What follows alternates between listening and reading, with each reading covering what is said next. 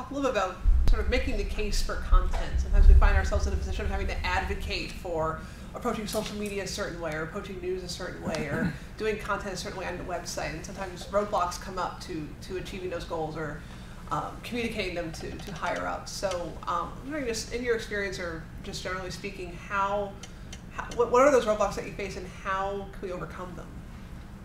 Does anyone else have a problem that their office isn't very strategic? I mean, literally, this major project that I'm working on is the first one that I know of that actually had an editorial calendar. I actually had a social media strategy. It's not just kind of throw it up and let's see what happens. It's, there's actually a strategy to it. So I think the first roadblock to take down is actually going in with a strategy and being like, look, I've thought about this. Here's a plan. Here's what we need to do. That's helped me, make a lot of strides. Just having a strategy. No, at first I was agreeing with you, but we do a lot of planning and content planning. I was thinking more granularly in that content that we design. I find the biggest roadblock, to answer the question, is that I find is traditional thinking, really, and we have a lot of writers who are really, really, really talented writers. They come from a history of print, and it's tough to get them to start thinking about the fact that people click on headlines now, or the fact that people search for H1 tags. Content needs to be designed for the web, not just for searchability, but for accessibility and for user behaviors. And I think that that's something that is very hard to convince your writers or your editors, and to get them thinking that way. And not only that, but to get them thinking in terms of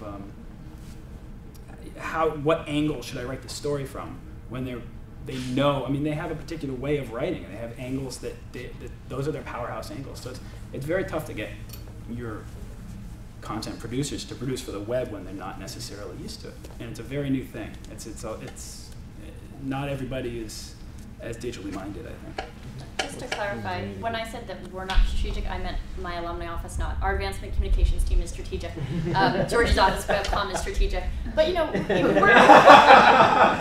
we're event planners. That's a large part of our job is event planning, and you've been doing homecoming the same way for 40 years. Well, guess what? You have a lot of very loud vocal alumni who don't want it to change, or who don't want the marketing to change. So making that case for, we should have a Facebook event for this, or we should actually have a blog and be talking about it, that's kind of getting that buy-in from my managers, who are older than I am, is sometimes a stretch. But again, once you're able to go in with an actual strategy, say, look here, this is all I have to do, I'm just going to go do it. They're like, oh, okay.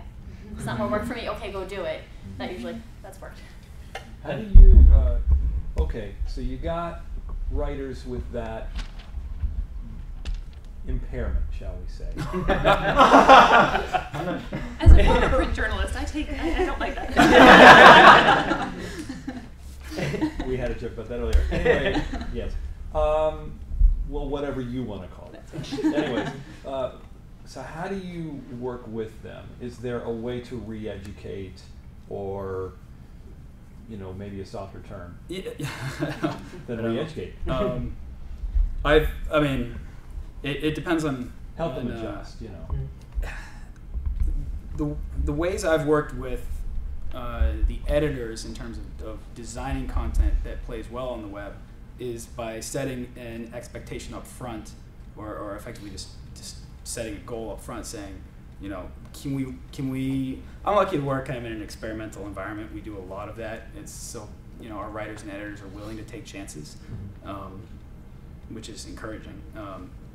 And so I'm trying to find the words here, when we design an article for the web with the idea of increased shareability in mind, then I can come back to my boss and say, hey, look, this played really well on Twitter. We got 5 retweets on this, but we haven't before. Or let's just tweak the headline here before we send this email out, and I bet you it'll be the #1 article.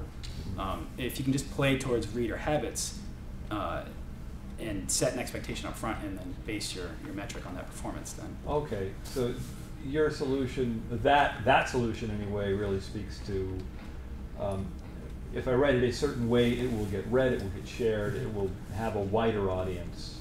That's and true. that's something that you wouldn't really be able to measure in print. Correct. Yeah. Correct. It sounds like. Yeah.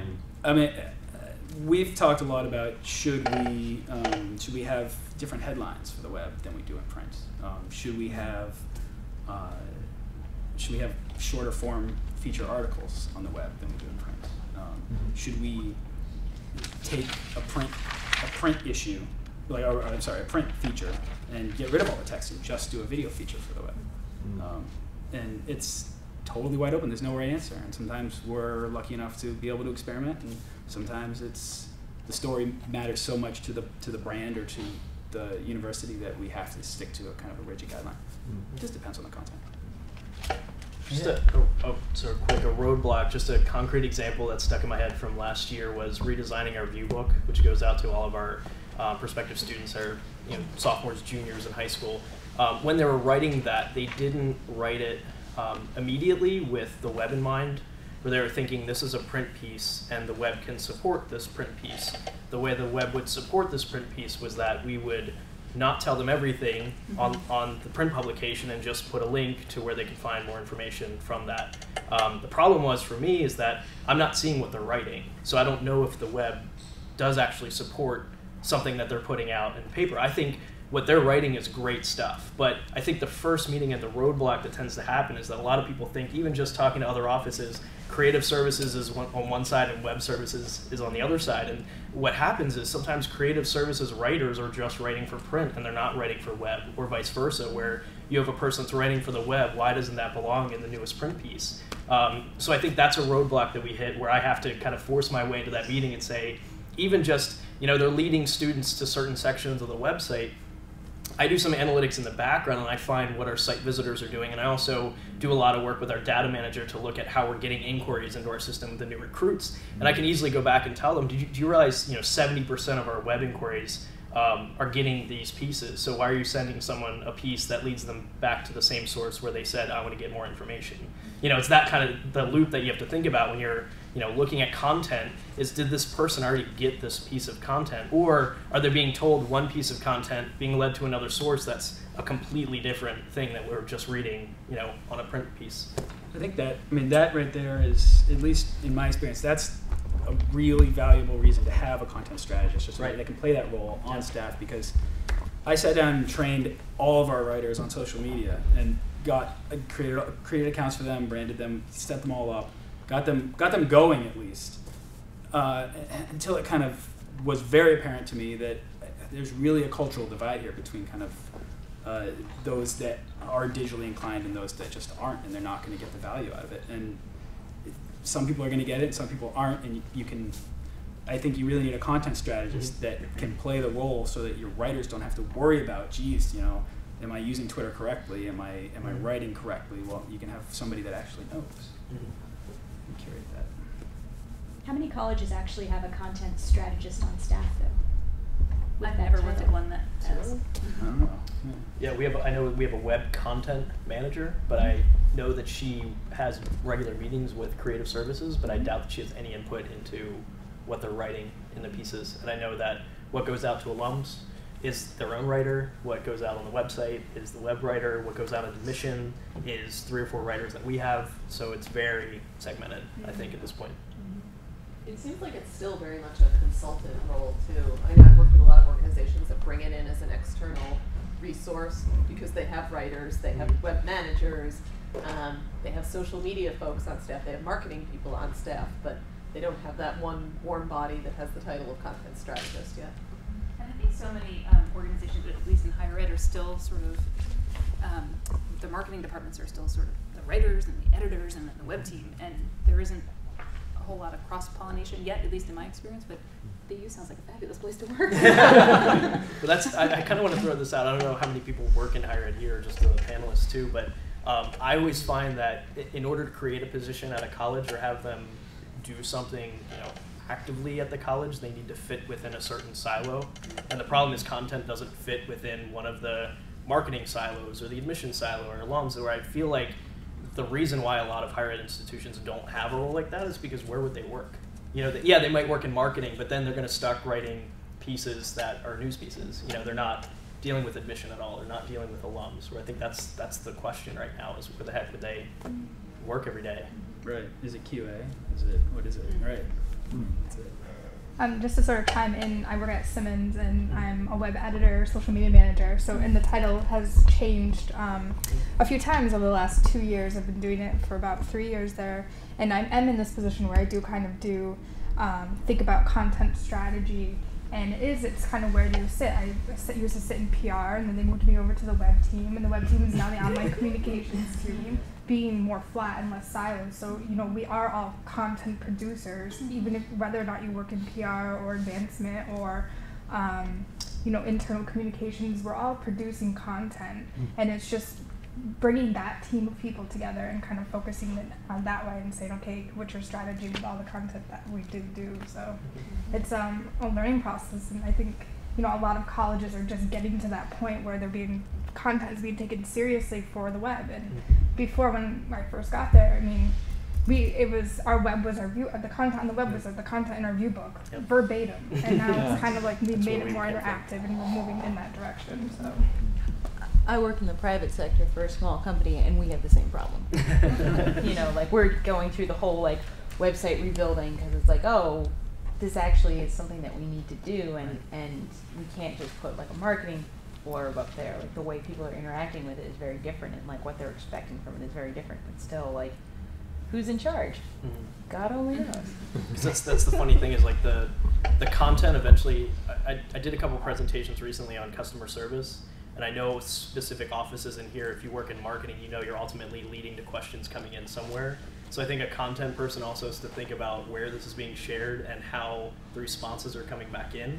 So I feel like once you start in a role that's a content strategy type of person, it's very difficult to then not have the additional task of, oh, well, you're running social media now because you're the one that's sharing it. But part of social media is the response, where they're thinking, oh, PR takes care of that. But if you're not on the same team as PR and you're getting responses that they're responding to while you're sharing stuff, it's probably the worst situation that you could have for content on a campus, where I feel like you need to really look at your role and say, if I'm going to be a content strategy person, I need to set boundaries on what I'm doing and work with people to have a one-to-one communication with them and not work with an office where I hope that they respond correctly, but I have a person that I know in each office that is great at what they do, and I can say, hey, this piece of content is going out, you're going to get some feedback from this audience, make sure you keep an eye out for it, you know, that kind of stuff. You need to set that up in advance, or else you're just going to be working 24/7 every day. Anytime you share something out, you're going to have to respond to it, which is a nightmare sometimes. I feel like half of content strategy in higher ed is relationship management. Absolutely, It's just, yeah, absolutely. You know, I work in a central office, and it's like I have to, you know,